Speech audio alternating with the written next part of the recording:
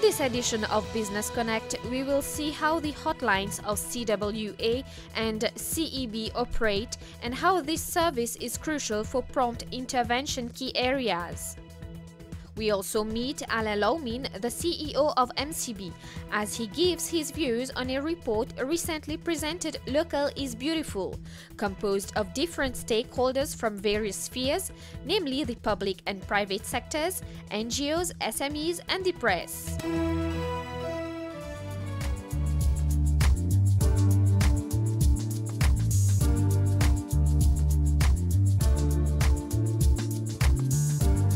Mr. Alain Laumin, you are the CEO of MCB Limited. Thank you very much for being with us. The group has published a report in January 2019 on SMEs called Local is Beautiful, and it focuses mainly on the SME sector in Mauritius. Why was it important for the group to publish such a report? For the past 180 years, MCB has been very supportive of the local economy, and this has promoted advancement of individuals, corporates, and the nation, the country overall. And since independence, we've been very much involved with all the different sectors, all the different pillars of the economy, be it from agriculture to tourism to textile manufacturing to local manufacturing. And many of those big enterprises today started off as a small SME. So in that respect, small can be beautiful over time. So also in the background is in the past decade, with the financial crisis and with the climatic change, there's been a rethink of the development model, which we believe has to be more inclusive, more environment friendly, more collaborative, and more integrated with the local economy. So it's with that background that we've launched our manifesto underlying our corporate sustainability program last year. And one of the key pillars of that corporate sustainability program is how we can better support the local economy. So in order to advance that thinking, we thought it would be useful for us to commission a report to highlight what were the areas where we can do better in the local economy. So we've commissioned Utopie, which is a well-known consultancy practice, that has produced the report Local is Beautiful, and which highlights a number of key insights which we've shared with a bigger forum in January, as you said, which obviously is of interest for the Mauritian nation.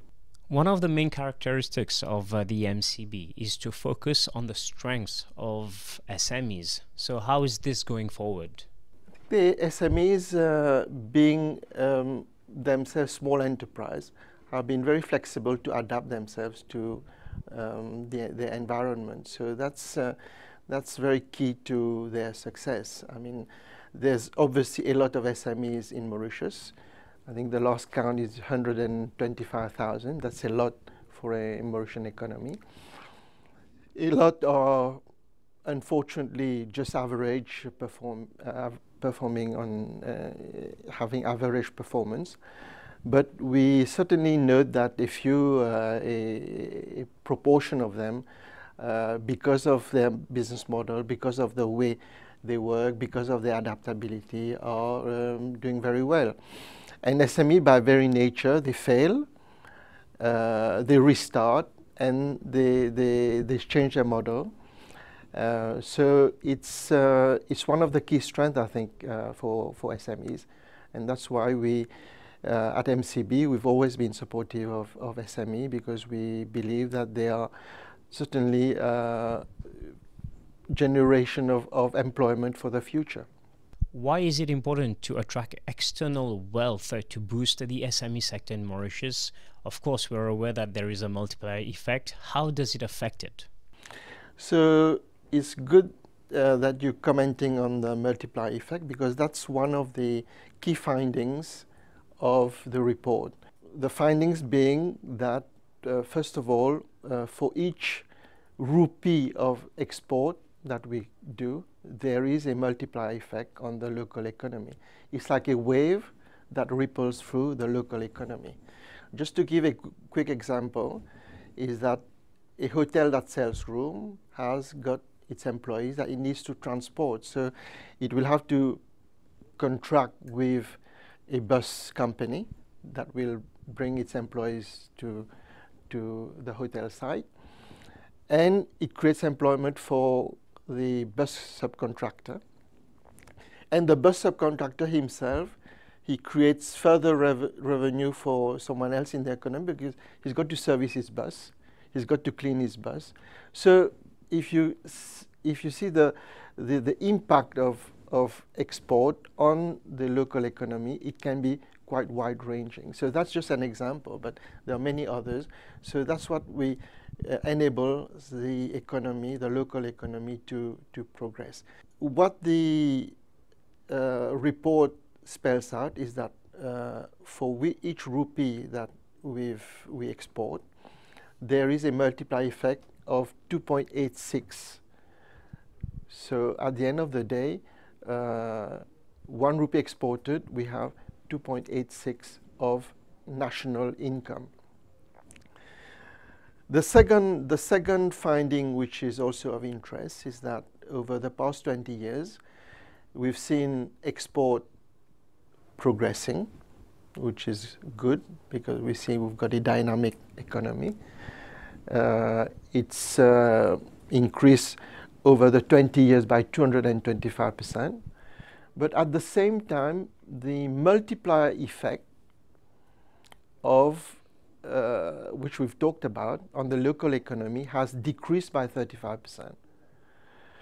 So the multiplier effect, which was 3.88 in 20 years ago, is now at 2.86. So this means that there is less of a multiplier effect on the economy. That's what the report calls the economic leakage.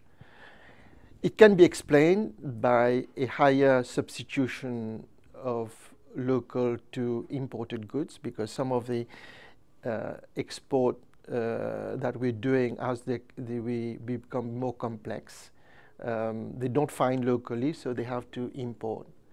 So the message now is to what do we do next with that finding? And I think it's clear that we can progress further by growing our export, which we continue to talk about, how we can promote more our export revenues. But at the same time, I think we can do a lot more if we can increase the multiplier effect. So increase the ripple effect for the economy on the local economy. So basically what we're saying is that if we can get an increase of 3 to 4% of export earnings, and we increase our multiplier effect on the economy by only 25%, so we'll reach 3.5%, let's say, we will reach a total growth rate for the country of 5% and above. So I think it's very much worthwhile to look into how we can support that local economy to be able to do more based on the export earnings that we're doing. It is said that SMEs contribute to 50% of the GDP in the country, and lately we have seen many startups. How is this trend affecting Mauritius now? Well, business startup everywhere is difficult. It's difficult because obviously you've got an idea, and to make an idea work is quite difficult to make the idea work. So that's why it's important with this report that we get everyone around the table think as how we can create ecosystems for these people to emerge. With technology, we see a lot of incubators being created. At MCB, we already have a digital factory that we are working on. And I think over time, it's important to get people around, collaborate, and be more inclusive so that they can learn from each other. And again, today, it's a world of where you say you need to fail fast, to learn, and then to restart. So I think the future looks bright for technology in Mauritius, because we've got talent and it just needs to have the right environment for them to emerge. 130 and 170. These are the two hotline numbers people call for problems regarding the CWA and CEB. Broken pipes, no water in taps, or no electricity, this is where you call. And here we are at this facilities center, which deals with all the complaints. The people here work on a 24-hour shift basis and to deal with all your calls. Sometimes some people are hot-minded, and how do they deal with that? What service do they provide? And how do they ensure that your call reaches the proper place to be handled with? We are going to see all that in this edition of Business Connect.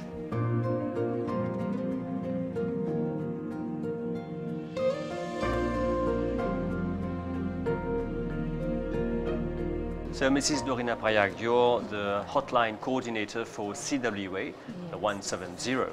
Here we see people working, attending to calls. What exactly do you do here? Yeah, whenever the customer calls, so the agent will record the name, the exact address, and a landmark if possible.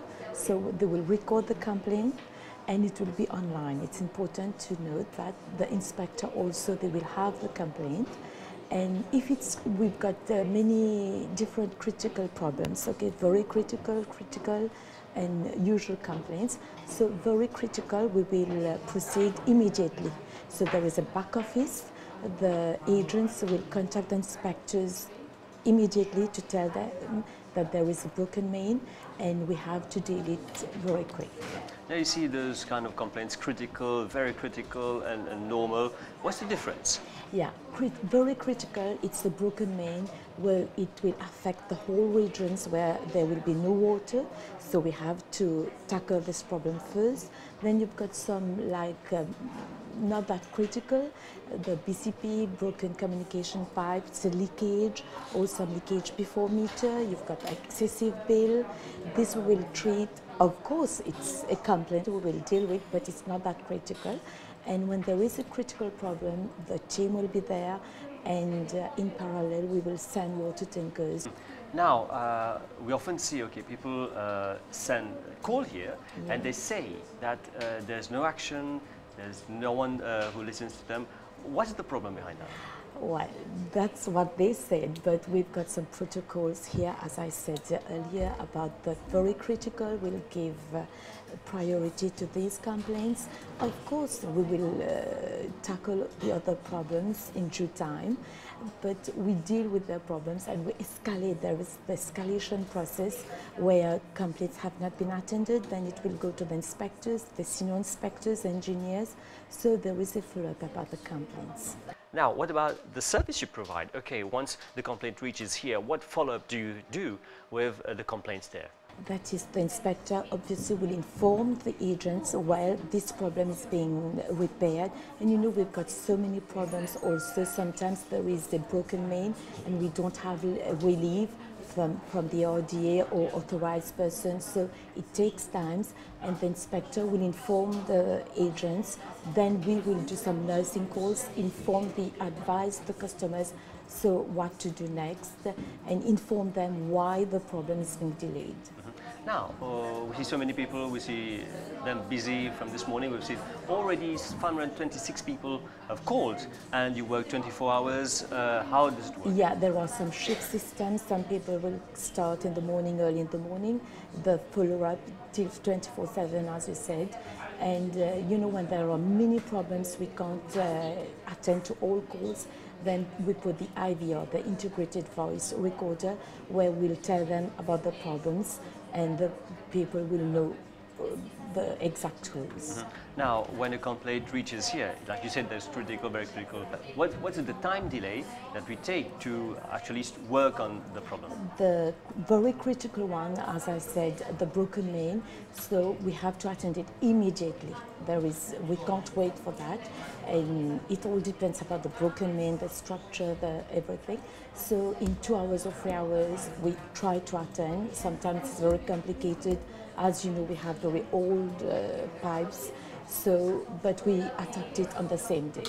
We know that this is a very critical area of your work. Like we say, hotline is very hot. Some people get hot when they talk. So how do the people working here deal with that? Yeah, it's not easy for the agents to deal with them, but they've got to keep their patience, and they've got some courses with the operation team at the CWA to train them how to deal with these customers. And believe me, it's not easy for these agents to deal with them. So we understand the situation. The customers are very angry. They can't accept when there is no other. That's obvious. But they have to adjust with the customers, that's for sure. Mr. Vincent Sorojbali, you are the head of operations of the CB Facilities Center here in Eben.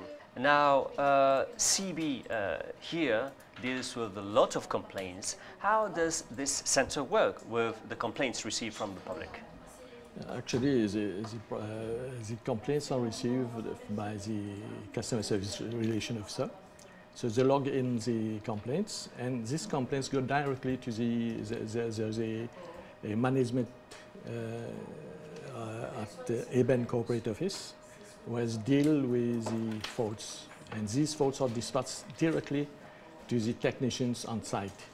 Well, we understand electricity is very critical for many sectors, for people's daily lives, for businesses, corporate, everyone. Sure. And now where there is a problem at the origin, some people won't know here, do you already get the feedback from the CB? Like if anyone calls, you can give them the information right here. If anyone calls, we can give them the information, because information is resourced from the coordinator, from the management center there. They give us the feedback that there in some parts of the island there are some faults, and it will take so much time, and you need to inform the customers accordingly. Now, when you get a complaint from here at the center, how much time does that take to process to go to the people on site? It's immediately. It's immediate. It may take around 5 minutes from here to the management center, and then from the management center to the site where the technicians are. Right? So that's for the simple no light fault. But if we have an whole region being affected, then we need to go for a first survey. And then if the fault is a big fault, is a fault which needs the emergency team to come out, then we have some standby. At night we have the standby team. They will come out and go and repair the faults. So we have a performance, key performance indicators that any fault happening should be repaired within 3 hours. What kind of complaints do you have normally? Normally we have normally it's a no light complaints, no light. That's all. That's the main fault that we have. I guess sometimes the people working here must have people calling who are very angry. And how do you deal with that? How to deal with it calmly. They don't have to get into the mindset of the customer. They have to deal with the guy, turn him into, an angry customer. So we don't have to be angry also. They have been trained in this way. Do you have any follow-up from complaint till the work? Do you have any feedback, any follow-up that you do? Yeah. Yes, we have a feedback, because the management center just every time that the fault is repaired, they give us the feedback that the fault is okay, it's good, it has been repaired. So how many complaints do you think that have gone through the call center, and the success rate of that being repaired? We have a KPI for 95%. So we have to. 95% of the faults should be repaired within the 3 hours that I told you. So Ms. Karishma Raghunandan, you are the advisor on information matters at the Ministry of Public Utilities.